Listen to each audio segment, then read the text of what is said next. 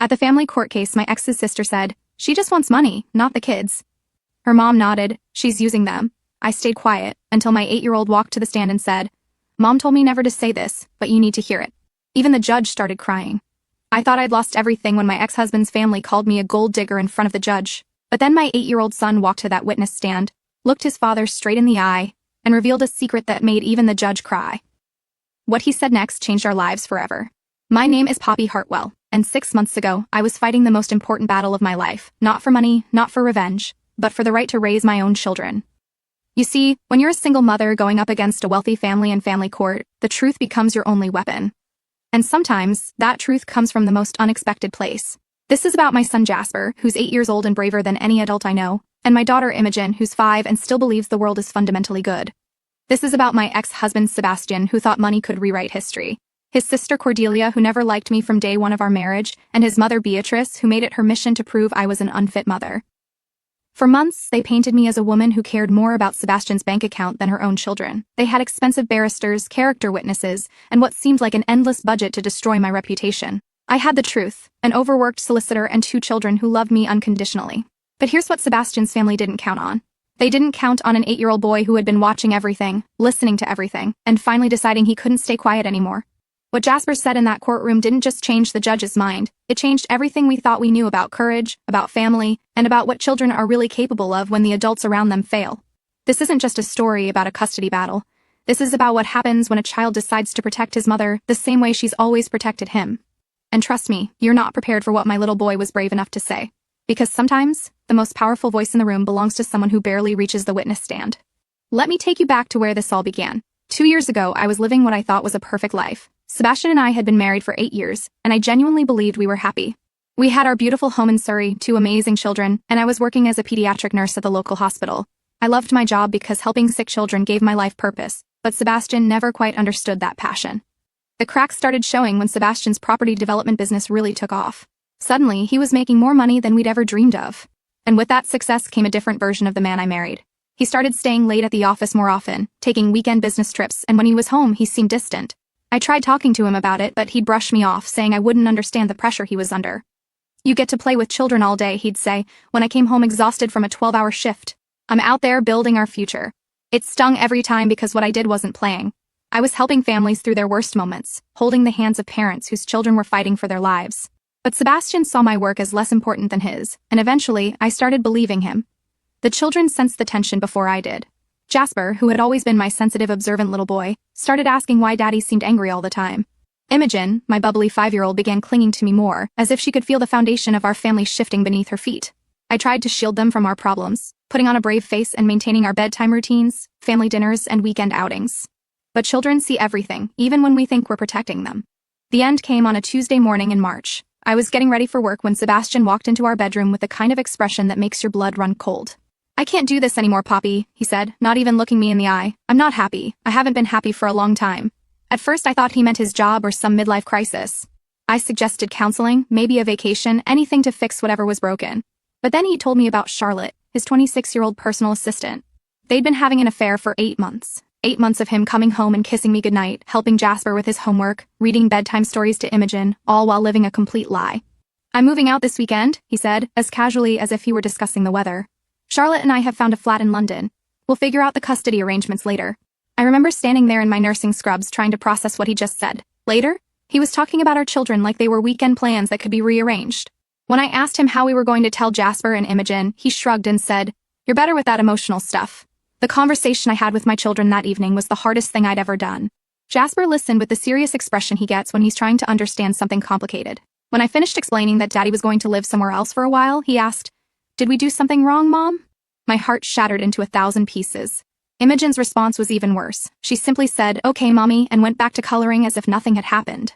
But that night, I found her crying in her bed, clutching the teddy bear Sebastian had given her for her birthday. The months that followed were a blur of legal meetings, paperwork, and trying to maintain some sense of normalcy for the children. I picked up extra shifts at the hospital to pay for my solicitor, which meant less time with Jasper and Imogen right when they needed me most. Sebastian, meanwhile, seemed to be enjoying his new life.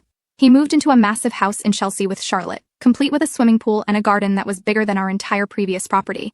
Every other weekend, he'd pick up the children for his scheduled time, and they'd come back talking about the amazing things they'd done at Daddy's big house. I tried to be happy for them, but it was torture. Here I was struggling to make ends meet, working myself to exhaustion, while Sebastian got to be the fun parent who took them to expensive restaurants and bought them whatever they wanted. What I didn't know was that Sebastian's family had already decided I was the villain in this story. To them, I was the wife who couldn't keep their golden boy happy, the woman who was now trying to take him for everything he was worth.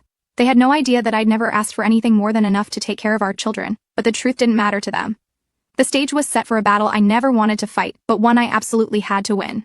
The family court hearing was scheduled for a rainy Thursday morning in October, and I barely slept the night before.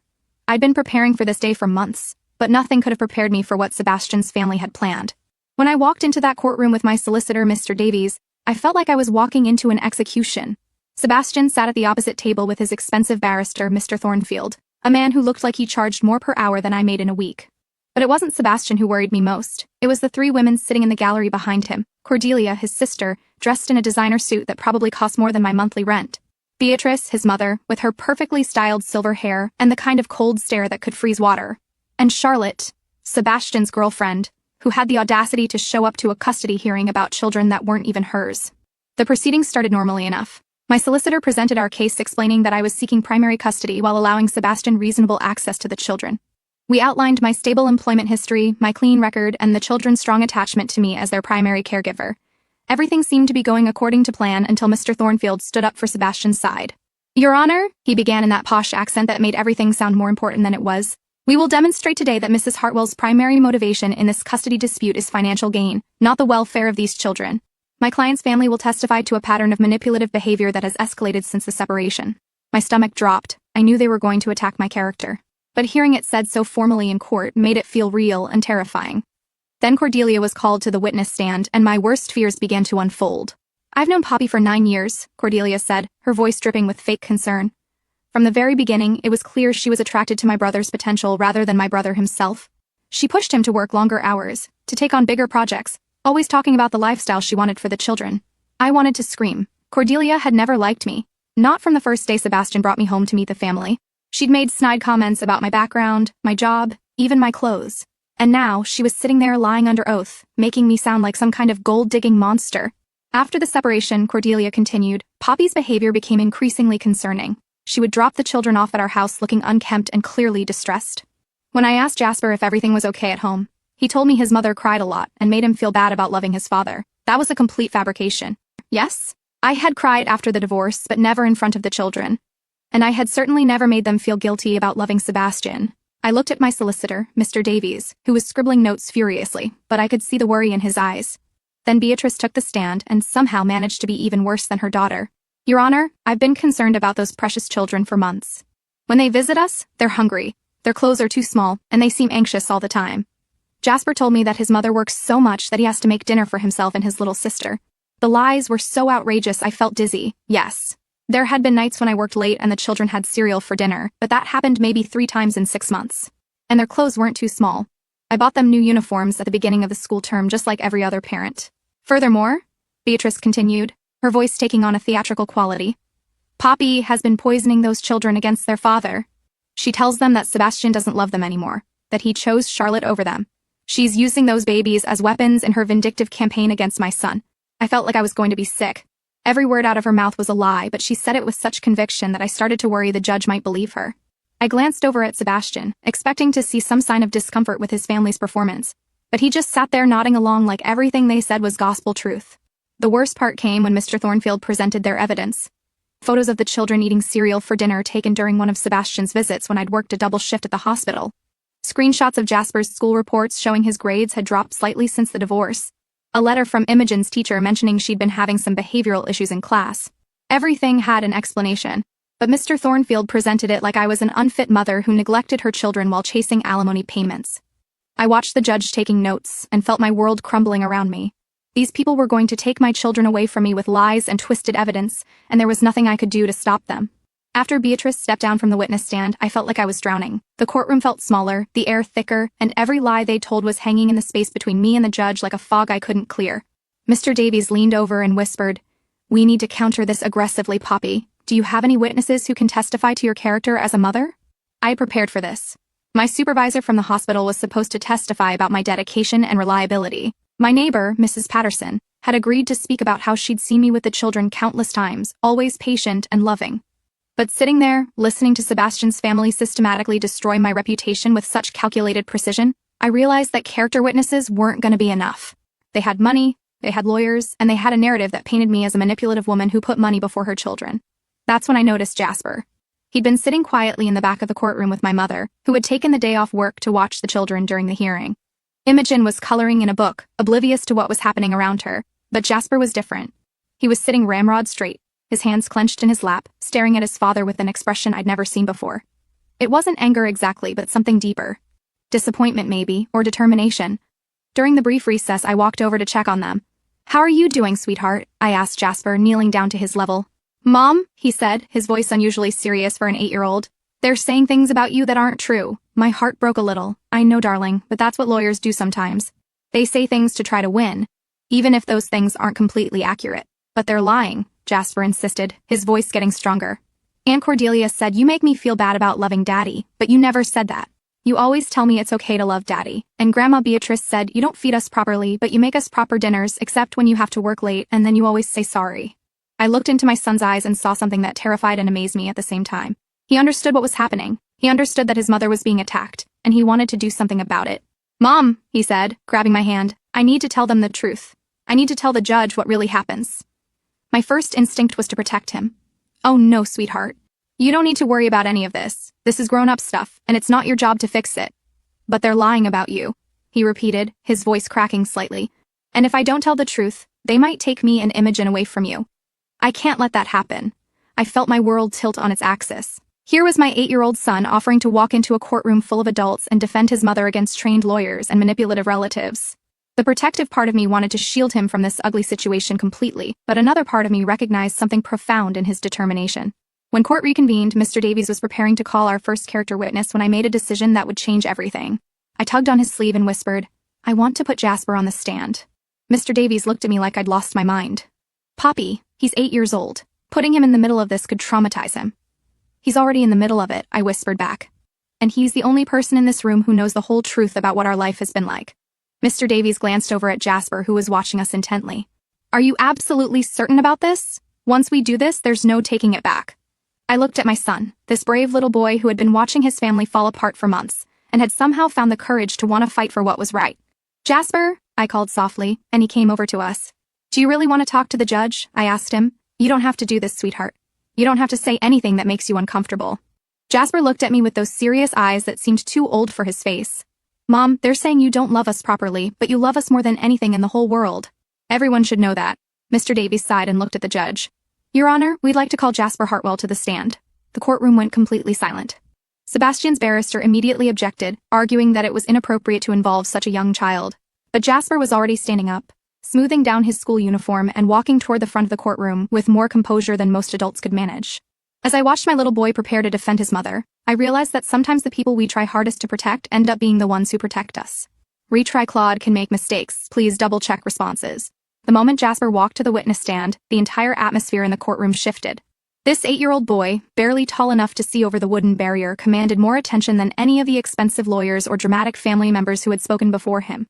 The judge, Mr. Justice Pemberton, leaned forward with a gentle expression and spoke in the softest voice I'd heard from him all day.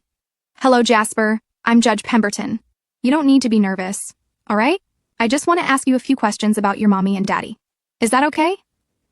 Jasper nodded, his hands folded neatly in his lap. "Yes, sir. Can you tell me what it's like living with your mommy?" For a moment, Jasper was quiet, and I could see him organizing his thoughts the way he did when he was working on a difficult math problem at school. When he finally spoke, his voice was clear and steady. "Living with mommy is good. She works really hard at the hospital helping sick children, and sometimes she comes home tired, but she always asks about my day and helps me with my homework. When Imogen has bad dreams, mommy sits with her until she falls asleep, even if it's really late. And when I'm worried about something, she listens to me and explains things so I understand better." I felt my throat tighten with emotion, but I forced myself to stay quiet. This was Jasper's moment. "What about living with your daddy?" the judge asked gently. Jasper's expression became more complicated. "I love my daddy very much, but things are different now. At Daddy's house, there are lots of rules I didn't have before. Charlotte makes the rules mostly. She says I have to call her Auntie Charlotte, and that I can't talk about mommy when I'm there because it makes Daddy sad." The judge raised an eyebrow slightly. "You're not allowed to talk about your mommy when you're with your daddy?" "No, sir. Charlotte says it's not fair to Daddy because he's trying to move on with his life. But sometimes I miss Mommy when I'm there, especially when Imogen cries for her at bedtime. Sebastian's face had gone pale, and I could see him shifting uncomfortably in his seat. Mr. Thornfield was scribbling notes frantically, probably preparing objections. Jasper, the judge continued, some people have said that your mommy doesn't take good care of you and your sister. What do you think about that? This was the moment that changed everything. Jasper sat up straighter, and for the first time since he'd taken the stand, his voice carried a hint of indignation.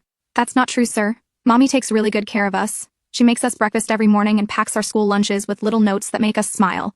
When we're sick, she stays home from work even though I know she worries about the sick children at the hospital. She taught me how to tie my shoes and how to be kind to people who are different from us. Jasper paused, glancing over at his father and then back at the judge. The people who said those things don't know what our real life is like. They only see us sometimes, and they don't understand that Mommy working hard doesn't mean she doesn't love us. It means she loves us so much that she'll do anything to take care of us. But then came the revelation that no one saw coming. Sir, Jasper said, his voice becoming smaller, but somehow more powerful. I need to tell you something that I promised I wouldn't tell, but Mommy always says that telling the truth is more important than keeping promises that hurt people. The courtroom was so quiet you could hear the rain pattering against the windows. Even Cordelia had stopped whispering to Beatrice. Daddy told me that if I said Mommy was mean to me, I could live in his big house with a swimming pool all the time. He said Mommy just wanted his money and didn't really love me and Imogen the way he did. But that's not true, and I told Daddy it wasn't true. Sebastian's barrister started to stand up, but the judge held up his hand for silence. Jasper's voice grew stronger as he continued. And Charlotte told me something else. She said that when I turn 18, I can choose never to see Mommy again if I want to. She said Daddy would buy me a car when I'm old enough to drive if I told you today that I wanted to live with them forever. The gasp that went through the courtroom was audible. I saw Beatrice cover her mouth with her hand, and Cordelia looked absolutely horrified. Sebastian had gone from pale to completely white. But I don't want a car or a swimming pool if it means lying about my mummy, Jasper said, his voice cracking slightly with emotion. My mummy taught me that love isn't about buying things or having the biggest house. Love is about being there when someone needs you, and Mommy is always there when I need her. The judge had tears in his eyes as Jasper delivered his final statement. I love my daddy, but I won't lie about my mom. She's the best mom in the world, and she deserves for everyone to know the truth. The silence that followed Jasper's testimony was deafening. Judge Pemberton wiped his eyes with a handkerchief and called for an immediate recess. As the courtroom cleared, I rushed to Jasper and pulled him into the biggest hug of my life. He buried his face in my shoulder and whispered, Did I do okay, Mom? I told him he was the bravest person I'd ever known. Sebastian's barrister tried desperately to salvage their case when court reconvened. Mr. Thornfield argued that Jasper had been coached, that an 8-year-old couldn't possibly understand the complexities of adult relationships. But the damage was done. The specific details Jasper had shared, the genuine emotion in his voice, and the way his testimony directly contradicted his father's family's claims, made it impossible to dismiss as rehearsed. Judge Pemberton's ruling was swift and decisive. He awarded me primary custody of both children, with Sebastian receiving supervised visitation every other weekend until he completed a court-mandated CHIO parenting program. The judge specifically noted that any attempts to manipulate the children or poison them against either parent would result in further restrictions on access. This court, Judge Pemberton said, looking directly at Sebastian, will not tolerate attempts to bribe or coerce children into making false statements against their mother.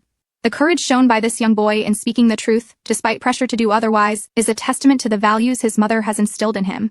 The months that followed weren't easy, but they were healing. Sebastian did complete his CHIO parenting program, and slowly, very slowly, he began to rebuild his relationship with the children on honest terms. He never apologized to me directly, but his behavior changed. The bribe stopped, the manipulation ended, and for the first time since our divorce, he started acting like a father instead of a competitor. Charlotte, interestingly enough, disappeared from the picture within 3 months. Apparently, dealing with the reality of being a stepmother to children who wouldn't be bought was less appealing than she'd imagined. Sebastian's family took much longer to come around. Cordelia and Beatrice maintained their distance, though they stopped actively trying to undermine me. I considered that progress. The most important change was in my children. Jasper, who had carried the weight of our family's secrets for so long, seemed lighter after telling the truth. His grades improved, he started smiling more, and he even joined the school's debate team. I like speaking up for what's right, he told me when I asked why he wanted to do it. Imogen, too, began to flourish once the custody battle was over, and our home became peaceful again.